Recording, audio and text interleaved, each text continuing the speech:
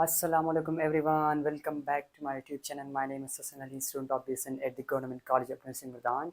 Today I will tell you all the tips and tricks for the adult health nursing, which we can call as medical surgical nursing, which is one of the major subject, and you can call it the backbone of nursing.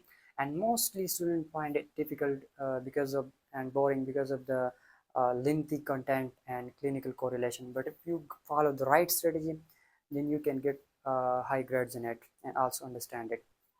So I will share 4 tips and also resources and which content to follow. So I think so that will be enough for you. So now is let's discuss the tips. I will share 4 tips. Tip number 1 is understand the curriculum. सबसे पहले आप curriculum को समझिए, curriculum को उठाएं, उसमें देखिए कि कौन कौन से चैप्टर्स है. टोटल 7 चैप्टर्स है, ठीक है. तो देखिए कौन कौन से चैप्टर्स है और उसमें कौन कौन से डिजीज़ हैं, ठीक है.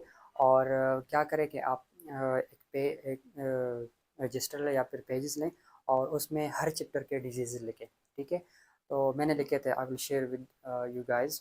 तो अगर आप खुद लिखना चाहते हैं तो आप लिख सकते हो, ठीक है. तो जो आप लिख ले डिजीज़ चैप्टर वाइज, तो उसके बाद आप जो है ना लेक्चर्स लो और उसके बाद स्लाइड्स को रीड कर लो, ठीक है. Tip so that will be easy for you, ताकि कोई टॉपिक मिस ना हो ना.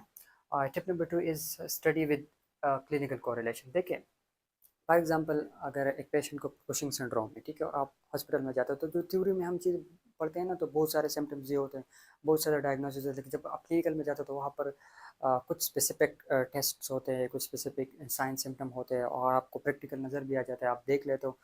तो वो सारी चीज़ें ना आपने याद रखनी है, ठीक है.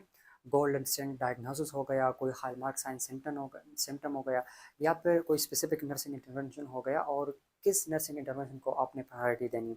तो इन सारी चीज़ों को आपने देखना है, ठीक है. और मोस्टली कवर्ड जहाँ पर आ जाए, ठीक है. कोई स्पेसिफिक टेस्ट हो गया, मिनीवर हो गया, ठीक है, लाइक अपेंडिसाइटिस के लिए कर दिया, और जो डिजीज़ हैं तो उनके जो टेस्ट वगैरह है, मिनीवर्स वगैरह है, तो वो आपने अच्छे से अंडरस्टैंड करने हैं, ठीक है. Tip number 3 is compare and contrast, make short notes. देखिए ये मैंने थर्ड सेमेस्टर में आप लोगों को बताया था कि आप कंपेयर एंड कंट्रास्ट में स्टडी करें. लाइक अगर रेस्पिरेटरी डिसऑर्डर्स है ना, तो उसमें एस्मा भी है, निमोनिया भी है. मैं एग्जांपल दे रहा हूँ just to you so that you guys can understand. तो निमोनिया भी रेस्पिरेटरी सिस्टम का डिसऑर्डर है, एस्मा है, तो उसमें क्या क्या सिमिलरिटीज़ है और क्या क्या डिफरेंसेस है. तो उस तरीके से आप जब कंपेयर एंड कंट्रास्ट में स्टडी करोगे ना, तो आपको रिमेंबर रखने में, याद रखने में इजी होगा, ठीक है. एंड हमारा ब्रेन भी जितना वो कंट्रास्ट ज़्यादा होता है तो उतना हमारा ब्रेन उसको लॉन्ग टर्म तक याद रख सकता है, ठीक है. And you can make short notes इस तरीके से कि it's a time taking, but once you did it ये बहुत ज़्यादा फ्रूटफुल होगा. आप जो है ना जितनी भी डिजीज़ है चैप्टर वाइज, तो उनके कॉमन साइन सिम्टम लिखो, डायग्नोसिस, नर्सिंग इंटरवेंशन एक्सेट्रा, ठीक है. और दूसरे जो पेज है तो उस पर उनके unique sign symptom, diagnosis, nursing intervention etcetera, ये सारी चीज़ें लिख लो, ठीक है. तो उस तरीके से आपको वो इजी हो जाएगा. जो अननेसेसरी वर्डिंग्स है तो वो आप एक्सक्लूड करके जो क्रक्स है, मेन कंटेंट है, तो उनको आप कर लोगे, एक्सट्रैक्ट कर लोगे, तो फिर आपको रिवीजन में भी आसानी होगी, ठीक है. Tip number 4 is use mnemonics and my maps, ठीक है. आप जो है ना अगर साइंस सिम्टम है स्पेसिफिक, ठीक है, और तो उनके लिए आप निमोनिक्स बना सकते हो, उनके टाइप से, सही है, तो उनके लिए आप निमोनिक्स बना सकते हो. एंड आप माइंड मैप्स बनाओ, लाइक सर हिदायत के जो स्लाइड्स हैं तो उनमें एंडोक्राइन सिस्टम के बहुत अच्छे से जो है ना माइंड मैप्स दी हुई है, ठीक है. कि किस तरीके से आप फॉर एग्जांपल हाइपोथायराइडिज्म है तो उसका क्या साइन सिम्टम है और किस वजह से वो आते हैं, तो उस तरीके से बहुत अच्छे से वो माइंड मैपिंग बनाई हुई है ना. एक वेबसाइट भी अभी मेरे माइंड से निकल गया, I will write in the description. तो उस वेबसाइट पर मुख्तलिफ डिजीज़ की जो है ना माइंड मैप्स किए हुए हैं, तो वहाँ पर भी आप देख सकते हो, ठीक है, और आप अपने भी बना सकते हो. अच्छा, आप रिसोर्सेज की बात करते हैं. सो स्लाइड्स की अगर हम बात करें तो स्प्रिंग 2023 सेमेस्टर में सरहदात और सर्जियात के स्लाइड्स हैं, ठीक है.